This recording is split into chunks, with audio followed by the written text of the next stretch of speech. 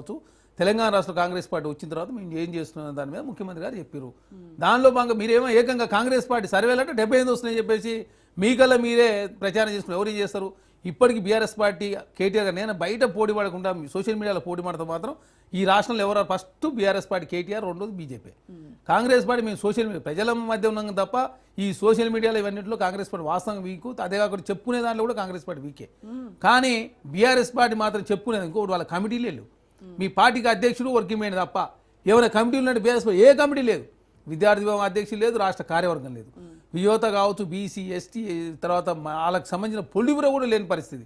జిల్లా అధ్యక్షులు లేరు. ప్రతిపక్షంలో ఉండే మీరు వాళ్ళకి కమిటీ లేవు ఏమంటారు? మరి అంతే కదా. మీ అధికార పక్షంలో ఉండి మీరే ఇంకా నామినేటెడ్ పోస్టులు లేవు, కమిషన్ చైర్మన్లు లేవు. కమిషన్ లెక్క లేవు మేడం, అన్ని మాక్సిమం నింపేసినాం. కమిషన్ ఏది ఖాళీ ఉన్నది? మొన్న అయిపోయినట్టుంది మైనార్టీ కమిషన్ తప్ప.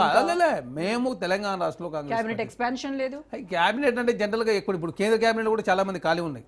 మాకు మాక్సిమం ఇంకొక 3 మాత్రం ఖాళీ ఉన్నాయి. అవన్నీ కూడా ఇప్పుడు ఎట్లుంటుందంటే ఇప్పుడు బీఆర్ఎస్ పార్టీ మేము 2.5 సంవత్సరాలు అది ఎందుకు చేస్తలేడంటే బీఆర్ఎస్ పార్టీలో ఆ కమిటీలు వేసి ఎవరు ఉండరు వెళ్ళిపోతారని ఒక భయం తప్ప ఆ భయంతో వేధిస్తుంది. కేసీఆర్ పామోదులు ఉన్నాడు, హరీష్ రావు గారు, కేటీఆర్ గారు ఇద్దరు పోటీ పడి తిరుగుతున్నారు. ఈ పోటీ పడి తిరుగుతూ ఆ విషం చిమ్మే ప్రయత్నంలో కాంగ్రెస్ పార్టీ మీద నిందలేసే ప్రయత్నం తప్ప కాంగ్రెస్ పార్టీతో చర్చ చేద్దాం రండి అంటే చర్చకి ఎవరు రావట్లే. ఆ కాళేశ్వరం సంబంధించిన అంశం కావచ్చు, ఇంతకుముందు కృష్ణా గోదావరి జిల్లాల అంశం వచ్చినప్పుడు కూడా కేటీఆర్ గారు, హరీష్ రావు గారు పారిపోయారు. కేసీఆర్ గారు అసెంబ్లీకి రాలే. ఇప్పటికి అసెంబ్లీ రాకుండా జీతం తీసుకుంటున్న మొట్టమొదటి ప్రతిపక్ష నాయకుడు దేశంలో ఎవ్వరు ఉండకపోవచ్చు. ఏ రాష్ట్రంలో కూడా ప్రతిపక్ష నాయకుడు అసెంబ్లీ రాకుండా, ప్రజా సంస్థ గురించి మాట్లాడకుండా, ప్రభుత్వాన్ని సలహా సూచనలు ఇవ్వకుండా ఉన్న వ్యక్తులు అయితే దేశంలో లేదు. దీంట్లో మాత్రం బీఆర్ఎస్ పార్టీ కేసీఆర్ గారు రికార్డు, సోషల్ మీడియాలో కేటీఆర్ గారు మాత్రం రికార్డు. ఆయనతో హరీష్ రావు గారు పోటీ పడలేరు. ఈ రాష్ట్రంలో మాత్రం ఎవరు కేటీఆర్ గారితో పోటీ పడలేదు. ఎందుకంటే నెలకు 10 కోట్ల రూపాయలు అంటే 1600 కోట్ల రూపాయలు వాళ్ళ అకౌంట్లో ఎఫ్డీలు ఉన్నాయి. దానికి 7% ఇంట్రెస్ట్ వస్తుంది. సంవత్సరానికి 10 కోట్లు, అదే 100 నెలకు 10 కోట్ల రూపాయలు వస్తున్నాయి. సంవత్సరానికి 100 కోట్లు స్ట్రైట్ అవే సోషల్ మీడియా మీద ఒక 30-20 యూట్యూబ్ ఛానల్ మీద నమస్తే తెలంగాణ, టీ న్యూస్, తెలుగుస్క్రైబ్, వాళ్ళు ట్విట్టర్, వీళ్ళు ట్విట్టర్, రోజు ప్రెస్ మీల్ ఇదే తప్ప తెలంగాణ రాష్ట్రంలో కాంగ్రెస్ పార్టీ మంచి చెడుగా ప్రచారం చేస్తే తెలంగాణ ప్రజలు అంగీకరిస్తారు. అరే మంచి చేయపో మొత్తం చెడు ప్రచారం చేసే ప్రయత్నం బీఆర్ఎస్ పార్టీ చేస్తే తెలంగాణ ప్రజలు అంగీకరిస్తారా? దాని సోషల్ మీడియాతో ఏముంది? ఏ వ్యూస్ చూస్తే ఆ వ్యూస్ వస్తాయి మీకు. కేటీఆర్ గారు రోజు ఆ బీఆర్ఎస్ పార్టీ బాగుందని వ్యూస్ చూస్తే ఆ బాగున్నట్టు వ్యూస్ వస్తాయి తప్ప కాంగ్రెస్ ప్రభుత్వం చేసినటువంటి మంచి కావచ్చు, కాంగ్రెస్ పార్టీ చేస్తున్న డెవలప్మెంట్ అట్లాంటి వ్యూస్ ఆయనకు వస్తే అట్లాంటివి వస్తాయి. ఆయన అట్లాంటి చూడకుండా ఎంతసేపు సోషల్ మీడియాలో కాంగ్రెస్ పార్టీ మీద తిట్టేయి, బీఆర్ఎస్ పార్టీ బోర్డేది, కేటీఆర్ గారు ముఖ్యమంత్రి అయ్యేది, కేసీఆర్ గారు మళ్ళీ ముఖ్యమంత్రి అయిన తప్ప సభలు సమావేశాల్లోనే బహిరంగంగా ఇంకా అది కూడా చెప్తాం. ఏ సభ అయినా కేసీఆర్ ని, హరీష్ రావుని, కేటీఆర్ ని తిట్టకుండా, వాళ్ళని విమర్శించకుండా ఏ ఒక్క సభ అయినా మీరు ఈ పాపాలకు, ఘోరాలకు, నేరాలకు కారణం కూడా మీరే కదా, మేము కాదు కదా. మీరు ఈ పాపం ఉందా? ఇప్పుడు భారతీయ జనతా పార్టీ నరేంద్ర మోడీ గారు ఇప్పటికీ 15 సంవత్సరాల నుంచి ప్రధానమంత్రి ఉన్నాడు. రోజు పొద్దున్నే ఎవరు తిట్టు కాంగ్రెస్ పార్టీ తిడుతున్నారు కదా. ఎందుకు తిడుతున్నారు? కాంగ్రెస్ పార్టీ ఏదో చేస్తున్నారు. ఆయన 15 సంవత్సరాలు మీరేం చేసి చెప్పినా అడిగితే ఆయన చేస్తలేదు. ఇక్కడ మా ముందున్నది కేసీఆర్ ఏం కాళేశ్వరం అయినా, ఇరిగేషన్ ప్రాజెక్ట్ అయినా, అప్పులైనా, తెలంగాణ రాష్ట్రంలో ప్రజలకు ఇచ్చిన హామీలైనా, విభజన హామీలు ఇప్పటివరకు 9th 10th షెడ్యూల్లో 212 సంబంధించి ఇప్పటివరకు పరిష్కారం కాలే. ఆశలే పంచుకోలేకపోయినాం కదా. అవి పంచుకోలేకపోయినాం. చాలా సమస్యలు అపరిష్కృతంగా ఉన్నాయి. తెలంగాణ అత్యధికంగా వడ్డీ రేట్లు తీసుకురావడం, తర్వాత ప్రాజెక్టులను కుంగిపోవడం, కూలిపోవడం, తర్వాత ఒక అవినీతి పెరిగి ఆనాడు ఉన్నటువంటి ప్రాజెక్టులను కూలిపోయిన పరిస్థితి, ఇరిగేషన్ ప్రాజెక్టులు పూర్తి చేయలేని పరిస్థితి, అదే తక్కువ ఖర్చుతో పూర్తి కావాల్సిన ప్రాజెక్టులు చేయకపోవడం. ఇంకోటి దేశంలో భారతీయ జనతా పార్టీ భారతీయ జనతా పార్టీ చూస్తున్నాం. 2014లో 282 స్థానాలు గెలిచింది. 2019కి వస్తారా 303, 2024కి వస్తాకే 240కే పరిమితమయ్యారు.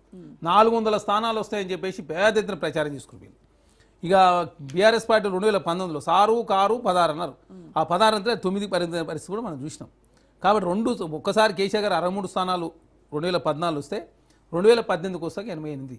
మాకు 2023లో కేసీఆర్ గారి కన్నా ఒక సీటు అదనంగా ఒకటి వచ్చింది 64.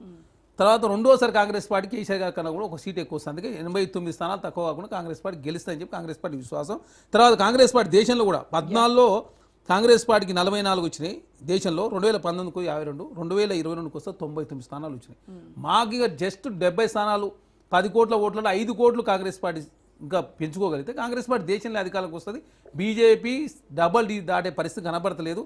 ఇదే ధరలు కావచ్చు, ఇదే అయోధ్య రాముడి పేరు మీద 5 సార్లు దేశంలో అధికారానికి వచ్చారు. అయోధ్య రాముడే వాళ్ళ కొంప మూస్తుండు. వాళ్ళ పనిగా అయోధ్య రాముడు చూసుకుంటారు. కాళేశ్వరం పేరు మీద 2వ కేసీఆర్ వచ్చిండు. ఆ కాళేశ్వరం కూలిపోడుతూ కేసీఆర్ కూడా పోయిన పరిస్థితి. అయోధ్య రాముడి పేరు మీద మోసం చేసిన వల్ల అయోధ్య రాముడికి సంబంధించినటువంటి నిధుల విషయం గోల్మాల్ చేసిన వాళ్ళందరి పని కూడా అయోధ్య రామని చూసుకుంటారు. కాబట్టి ఈసారి భారతీయ జనతా పార్టీ కూడా దేశంలో ఓడిపోతా ఉంది. కాంగ్రెస్ పార్టీ దేశంలో కూడా రాబోతుంది. తెలంగాణ రాష్ట్రంలో కాంగ్రెస్ పార్టీకి ఏం చేసినాం మనం బయట కాదని మాట్లాడేది ప్రజల చేత ఎన్నుకోబడ్డ వాళ్ళం కాబట్టి అసెంబ్లీలో చర్చ పెడదామని కాంగ్రెస్ పార్టీ కోరితే అసెంబ్లీ రాకుండా బయట ఉండి విష ప్రచారం చేస్తే ఎట్లా? అసెంబ్లీకి వస్తే రికార్డ్ అవుతుంది, రాష్ట్ర ప్రజలకు వాస్తవ విషయాలు తెలుస్తాయి. మీ పరిపాలన, నరేంద్ర మోడీ పరిపాలన, రేవంత్ రెడ్డి గారి పరిపాలన, రుణమాఫీ, రైతులు, విద్య, వైద్యం, సేద్యం, వ్యవసాయం కావచ్చు, లేకపోతే విద్యారంగానికి వాళ్ళేం చేసిరు, మేమేం చేసినాం, అన్ని అంశాల మీద చర్చిద్దామంటే అసెంబ్లీ రాకుండా బయట ఉండి రోజు విషయం చెప్పే ప్రయత్నం బీఆర్ఎస్ పార్టీ చేస్తుంది. తెలంగాణ సమాజంతో గమనిస్తున్నారు.